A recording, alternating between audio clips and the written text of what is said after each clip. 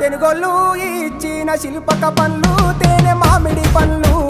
తీయంగా తిందామె తీరొక్క పండ్లు సిలక నేరేడు పండ్లు కాపంలో ఇచ్చిన మక్క కంకులు అవి పాల కంకులు కాల్చుకొని తిందాము కందికాయలు పచ్చి పల్లికాయలు గుజారి గుజారి మామిళ్ళ కిందో నల్ల మామిళ్ళ కింద కుసుమరోళ్ళేసిన కుందన బొమ్మ అది కుందన బొమ్మ